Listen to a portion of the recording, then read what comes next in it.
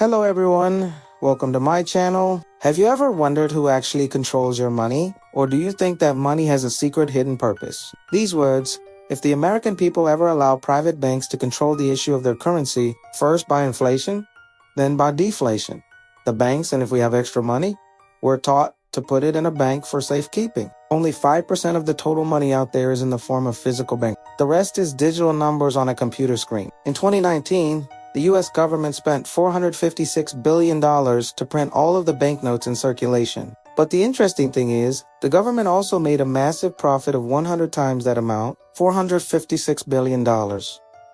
How can this be? When you spend time to craft a spear to catch fish, that spear has value because it took time to make it. They exchanged the gold in the bank for a piece of paper and wrote, "Pay the bearer $20 in gold." This way, people could make smaller transactions without carrying around heavy bags of gold. The Fed is a central bank owned by member commercial banks. The Federal Reserve Act was passed in 1930.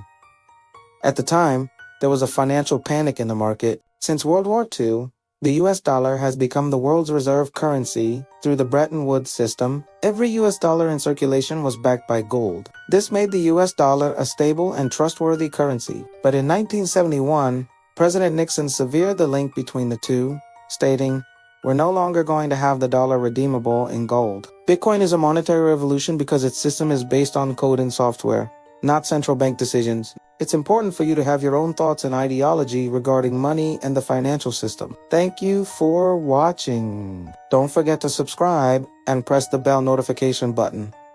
See you in the next video. I believe in cryptocurrency, especially Bitcoin, because I do not trust the intrinsic value of fiat money controlled by a select few. As a result, the US dollar and other currencies pegged to it became floating without gold backing. People feared that another panic could happen again. The solution seemed simple. The word fiat itself means let it be done or let it become. So the dollar is essentially declared to be money rather than being backed by anything tangible. The massive printing of US dollars, for example, 40% of all US dollars in circulation were printed in 2021 alone during the COVID pandemic, weakens the value of other currencies. Countries like China and Russia are starting to realize this and are selling their US dollar reserves to exchange them for physical gold. Create a central bank that could lend money to banks during a crisis to prevent bank runs. The 2008 financial crisis is believed by some to have stemmed from the Fed's policy in 2000 of cutting interest rates to 1%. This encouraged people to borrow to buy homes, which eventually led to a housing bubble. The Fed has the ability to manipulate the market, such as conducting quantitative easing simply by printing more money to boost the market. Interestingly,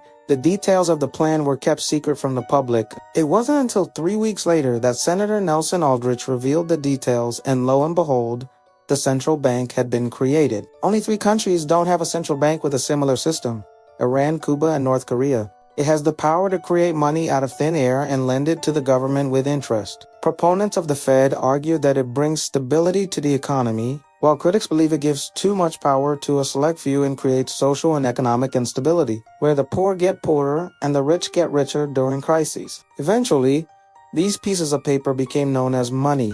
So at its core concept, money is a store of time. When we pay for something, we're essentially paying for someone else's time. Before paper money existed, people would use gold as a medium to exchange their time. They'd say, "I have $100 worth of time invested in this coat. How much time did you invest in making your boots?" The answer, about $50. Then they would exchange the coats and the boots. But here's the secret. Have you ever thought about where does the money come from in the first place? And why can't you print your own money? If you do, you'll go to jail. After 50 years of war, England was broke. A banker named William Patterson had an idea. He proposed forming an entity separate from the government that could lend money to the government with money printed out of thin air. The entity would be owned by shareholders who would receive dividends from the interest paid by the government. This entity became the Bank of England. The concept spread and eventually reached America, and corporations that will grow up around them will deprive the people of all property until their children wake up homeless on the continent their fathers conquered. These words were spoken by Thomas Jefferson, one of the founding fathers of the United States. The remaining 9.97 cents go straight into the government's coffers as tax revenue. This profit from printing money is called seigniorage, and it's quite a lucrative business, but there's a consequence. The value of your money drops significantly. You can see this happening in countries like Argentina, Venezuela, or Zimbabwe, where hyperinflation makes people carry around wheelbarrows of cash for basic goods and services. It hints at a secret about money that's never taught in school. I'll tell you that secret. First, let's see how we're taught about money. Money is hard to earn. We must have it. In fact, most of the money out there isn't even in physical form. Well, when the government prints $10, only 3 cents worth of materials and manpower goes into making that $10 bill. So why doesn't anyone talk about this? Why aren't we taught about seigniorage in school? Shouldn't we know how our money works? You're absolutely right. But let me finish explaining how it works. At its core, money is simply a way to exchange value, but exchanging heavy bags of gold was cumbersome. So people came up with the idea of promissory notes or guarantees for gold held in banks. Now, who controls this money? That's the secret. Let's find out together. The story begins in 1694 in England. In 1910, this concept culminated in the creation of the Federal Reserve, otherwise known as the Fed, an entity that holds power even above politicians and government laws. What's interesting is that the Fed was created through a maneuver that misled the public. The Fed is an independent entity, not subject to the US government, and is not even audited. In essence, the value of all fiat currencies, including the rupiah, is based solely on the trust in the American government. Since it's not backed by anything concrete, the US dollar's value depends on the trust and perception of the world towards the US economy and government policies. In response to the 2008 crises, Satoshi Nakamoto published a white paper on Bitcoin in 2009. This video is merely an introduction to help you think deeply.